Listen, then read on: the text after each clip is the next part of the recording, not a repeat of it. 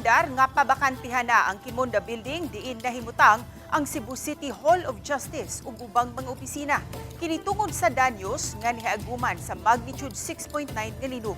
Sayranta ang detalye sa report ni Alan Domingo.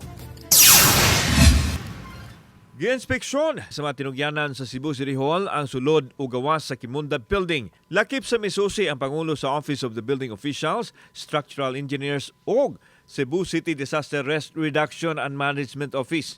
Kini ang gawas nga bahin sa Quimonda Building kung ato makita ang grabing danyos nga nabugna sa 6.9 magnitude nga linog. Wa pay labot niini ang sa sulod sa edipisyo. Dagko kaayo ang tipak sa edipisyo sa tubangan, kilid nga nabangag yod o saluyo nga bahin sa building. Samtang nakita usab sa mga nag-inspeksyon ang sulod nga bahin sa building nga adunay mga liki o gibutangan usab og caution tape. Ang mga kawani anara sa main lobby naghimo silang gibuhaton ug aduna usay nagtrabaho sa gawa sa entrance sa building. Diyan ko nila nga nagpaghadlok sila sa sitwasyon. Hadlok-hadlok sad kay naguba na gayto among opisina. Second floor din. Naradi na. Oh. Wa ka mahadlok. Kuyawan po siya. Kuya. Oh, kuya. Sige go. Ini kuyo kasi ibagay. Amoro ga po gilinog, sir. Human sa inspeksyon sa mga eksperto, girekomendar nila nga temporaryong bakantihan ang Quimonda Building. Kinaron dili mamiligro ang mga tao samtang ipahigayon ang rehabilitation sa building.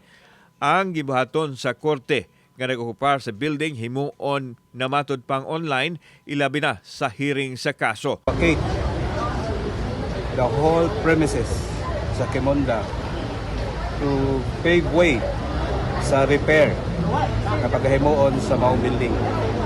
This is for the safety sa atong mga judges, lawyers, mga clients diri sa maong building. Okay, based on the recommendation so both engineers, structural engineers, kinahanglan gyud nga there are thorough investigation sa maong building.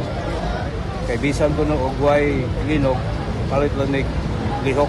Bisan ug wa pa mo tayo og ang 6.9 magnitude nga linog, isyu na matod pa ang sitwasyon sa edipisyo nga nakasinati na og pipila ka katalagman. Maski na nagliki lang na siya, maski kasi building itself, anong mga liki-liki, mahutong po na, pwede po na siya gapong ikamatay o ika-discuss siya gapong. Kauban si Clover Lumayag, ako si Alan Domingo. Balitang Bisdak.